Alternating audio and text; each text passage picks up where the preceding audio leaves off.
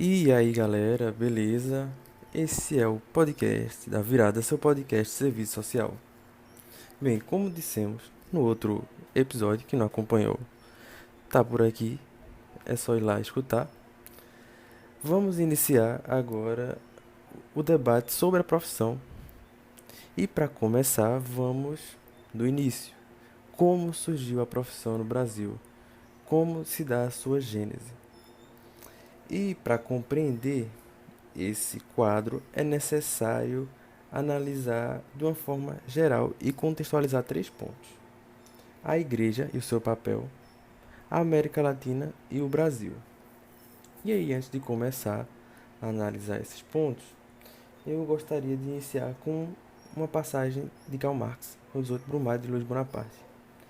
Os homens fazem sua própria história, mas não a fazem sob as circunstâncias de sua escolha, e sim sobre aquelas com que se defrontam diretamente, legadas e transmitidas pelo passado. Essa passagem de Marx, que é muito conhecida, ele coloca que a realidade ela pode ser transformada pelos homens. Fazemos a nossa própria história, mas não sobre as circunstâncias, não sobre os detalhes que escolhemos. E, esse, e essa leitura da realidade que Marx vai nos colocar é necessário para entender como a profissão surgiu. Bem, o primeiro contexto que eu quero trazer é o contexto da igreja. Lembrando, essa divisão não é necessariamente uma divisão de caixas, está tudo ligado dialeticamente, mas por uma função mais didática eu resolvi separar, até para ficar um pouquinho mais fácil de falar e um pouquinho mais explícito a contextualização. Bem, para entender o papel da igreja nesse surgimento do serviço social, é necessário entender o que se passa com ela nesse momento.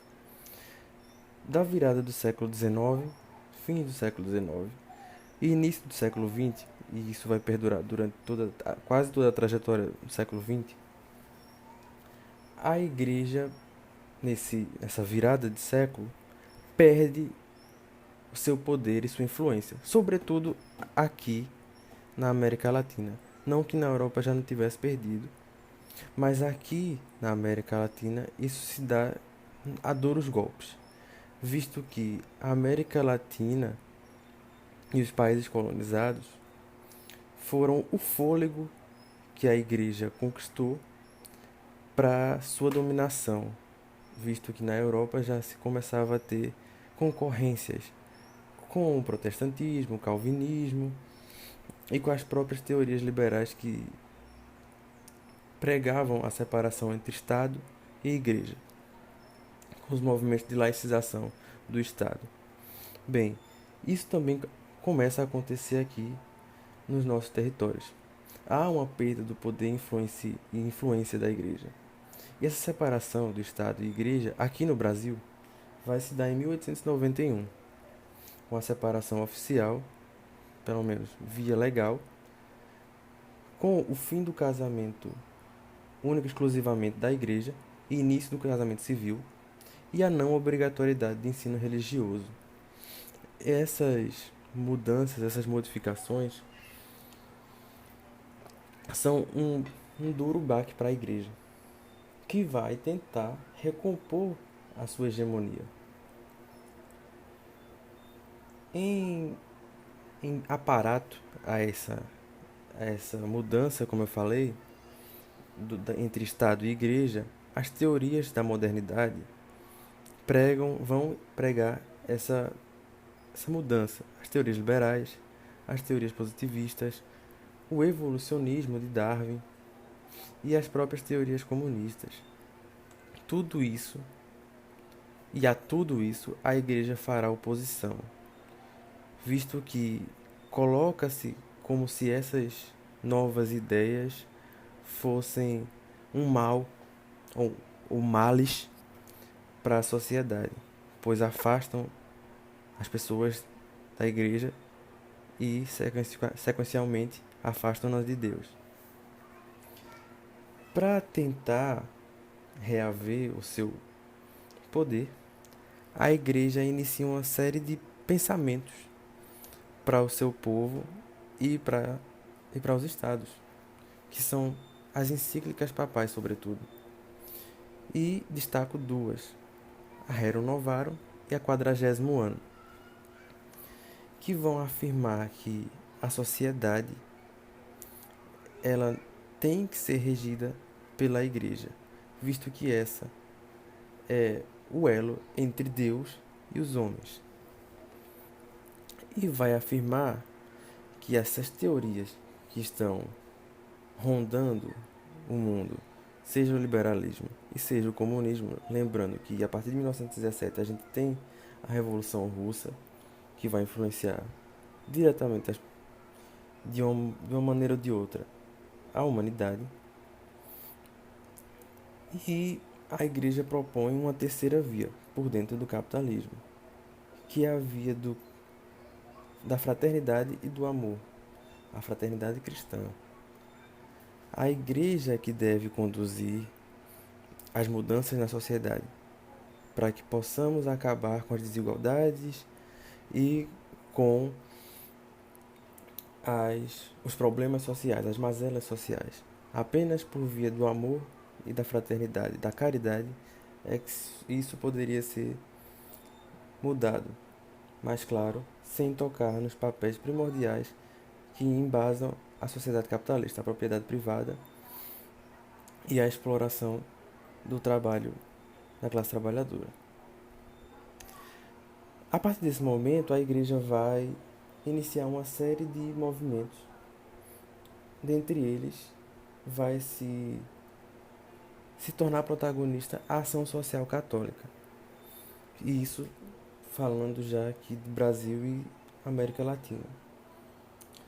Nessa ação social católica, o movimento laico, os leigos, terão papel primordial para tentar fazer uma missão de recristianização da sociedade e de reconquista da hegemonia da igreja. E é dentro desses movimentos da ação social católica que se darão, como diz Maria de Yamamoto, em Relações Sociais e Serviço Social no Brasil, se darão as protoformas de serviço social. Mas a gente vai discutir isso um pouco mais lá na frente. Agora eu gostaria também de passar a visão no contexto latino-americano. O serviço social na América Latina, como mostra o livro de Manrique Castro, A História do Serviço Social na América Latina, ele vai ter 3 fatores para a gente poder entendê-los e compreender, que é o desenvolvimento das forças produtivas em solo latino-americano, as relações entre as classes, que essas relações de modo de produção capitalista vai engendrar, e as diferentes intervenções do Estado à questão social. Num primeiro momento, e com muita força, se usará a repressão e depois os movimentos de coesão, sobretudo em parceria com a igreja, mesmo tendo esse rompimento de vínculo entre Estado e igreja. E é importante também compreender que esse surgimento do serviço social, a despeito do que muitos teóricos, como nos apontam Manrique, colocavam, não se deu por iniciativas individuais, nem muito menos se pode fazer essa leitura a partir de uma leitura endógena, compreender o serviço social através de si mesmo, o que por muitas vezes é feito e o que caminhou o serviço social durante muito tempo, fazer uma leitura endógena da sociedade e de si mesmo. E essa leitura parte daquele princípio que Marx nos fala, que da confusão entre aparência e essência acaba por fazer por se ter uma visão errada da sociedade. Afinal, aparência e essência não coincidem. Se coincidissem, não seria necessário a ciência. Então, um outro erro que ocorre na leitura do surgimento do serviço social é que esse se deu como puro e simples reflexo do movimento europeu. Como surgiu o movimento de serviço social na Europa, também surgiu aqui. E é o que Manrique vai também apontar no seu livro, que é um erro. É partir da superficialidade e a partir dela achar que ali está a resposta. A influência europeia, ela existe no serviço social latino-americano, sobretudo no seu início. Influência francesa e belga, sobretudo. Mas essa influência europeia se dá, dentre outras razões, por conta de uma subordinação estrutural e imperial de países europeus no território latino-americano. Não podemos esquecer que, por quase 300 anos, movimentos coloniais ocorreram no Brasil e nos demais países da América Latina. E não só ocorreram como se tivesse sido apagada do passado a partir do momento de independência, continuam a existir. Por isso, a formação dos capitalismos dependentes na América Latina. Bem, passado esse contexto mais superficial, digamos assim, da América Latina, vamos entrar no contexto brasileiro. Não muito diferente dos outros demais países da América Latina, o Brasil se encontrava na situação de um país agrário, recém-saído do período colonial, sua independência em 1822, independência essa uma farsa, e no período de república, em 1889, e recém-saído do período escravocrata, 1888. E a partir desse momento, se tem uma generalização, digamos assim, do trabalho livre. Só que esse trabalho livre é para uma determinada parcela da sociedade. Trabalho livre para brancos e imigrantes. Imigrantes, sobretudo italianos. Serão chamados para o país com a velha bravata de temos terras, somos o país do futuro, mas que na verdade esse movimento não se dá. Há nesse momento a iniciativa de se construir um capitalismo entre nós, ainda de maneira bem parca, porque nossa economia é sobretudo agrária exportadora, café, cana-de-açúcar, mesmo que com poder reduzido, e outros produtos agroexportadores, mas já se inicia através de algumas iniciativas, sobretudo Rio e São Paulo, de uma pequena industrialização. E com isso se dará alguns fatores, como a intensificação do pauperismo, a intensificação das lutas do recente proletariado em busca de melhores condições de trabalho, melhores condições de vida. Também, a partir disso, ficará exposto à precária proteção social, que ainda é muito incipiente. E essa incipiente proteção social resultará em protestos, em greves. As primeiras greves que acontecem no Brasil acontecem por volta de 1917 e se terá continuidade ao longo dos anos 20, com a greve geral, uma tentativa de greve geral em 1918 e por aí vai. E essas greves têm como respostas repressivas do Estado. A questão social é então aí, se não me engano, é Washington Luiz, que coloca que a questão social é uma questão de polícia, não de política.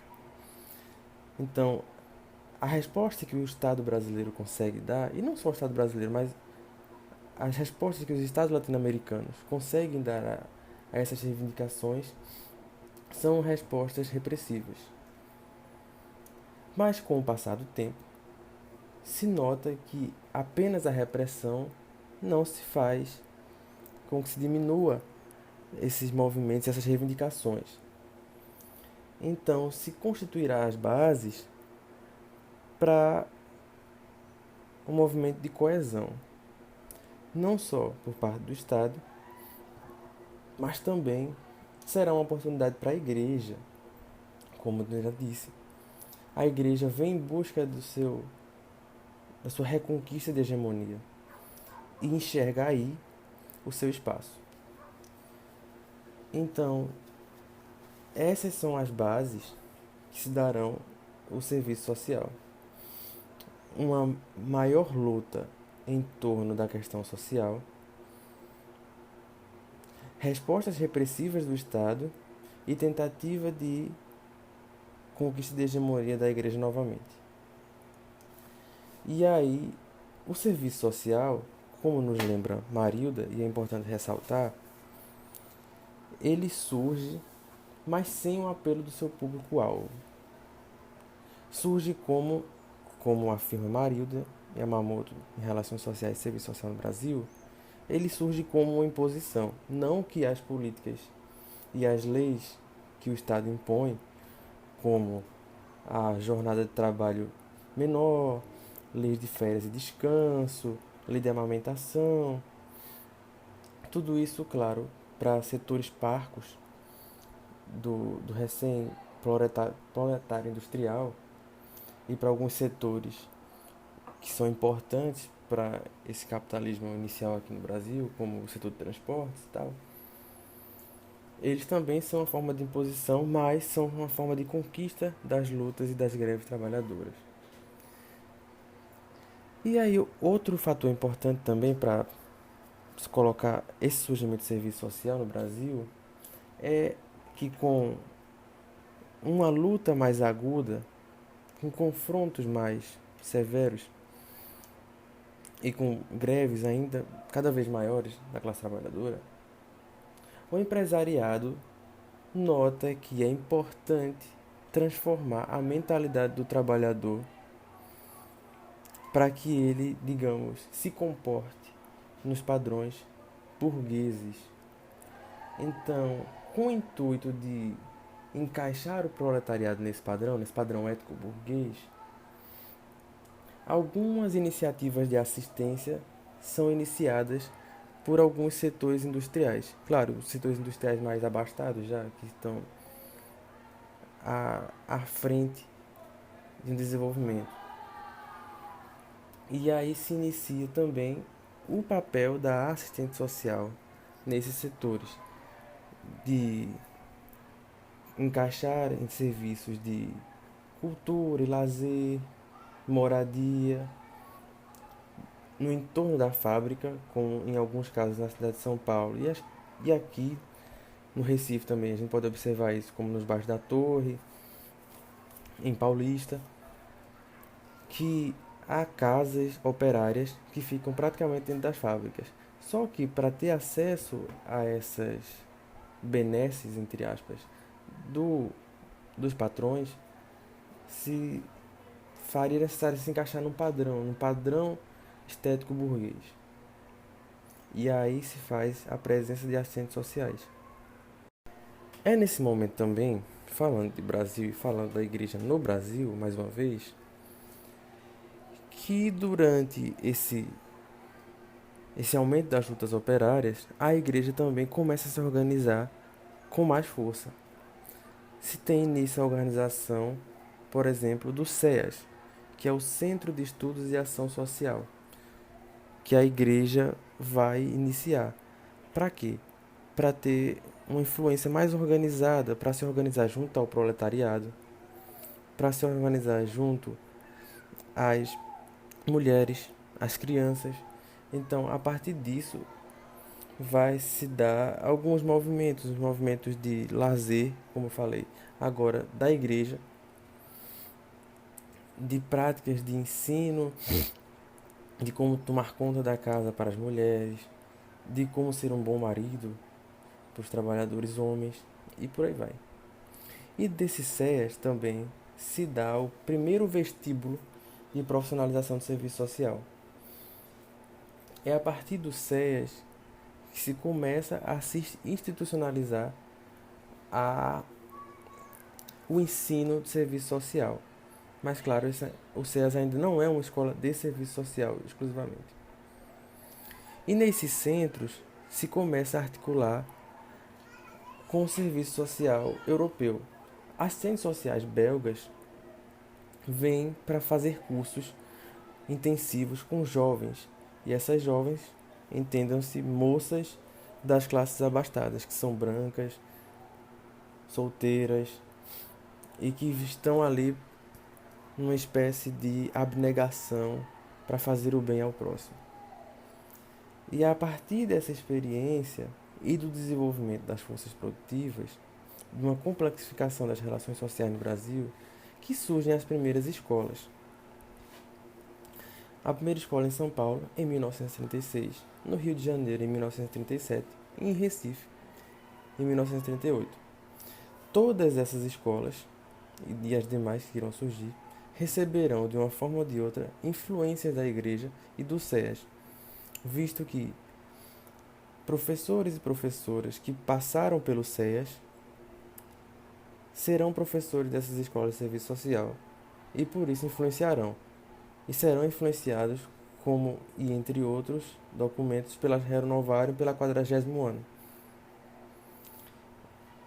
E para finalizar, já para a gente parar por aqui e encerrar esse episódio, é importante sobrepor que todo esse movimento de institucionalização da formação do serviço social se expressa exatamente pelo que eu falei há pouco, pela maior complexidade das relações de produção e da necessidade de uma resposta mais elaborada, não só pela Igreja e pelos patrões, mas também pelo Estado, visto que não é só mais uma resposta repressiva que dará cabo às reivindicações populares. É importante também frisar que nesse momento o objeto de trabalho das assistentes sociais se dá a moral e os problemas sociais. E isso conduzirá à profissão durante algum tempo, até que se comece a pensar uma nova fase. Mas isso a gente vai ver no próximo episódio do nosso podcast. Bem, esse foi a minha tentativa de explanar sobre essa gênese do serviço social. Se você gostou, compartilhe com seus amigos. Não deixe de curtir a nossa página no Instagram, se chama Podcast da Virada. Escute, mais uma vez eu peço, compartilhe, se gostou e se não gostou também. E escute o nosso próximo episódio. Dicas, aceito-as. Coloquem lá no Instagram o que gostou, o que não gostou, o que pode melhorar. E até a próxima.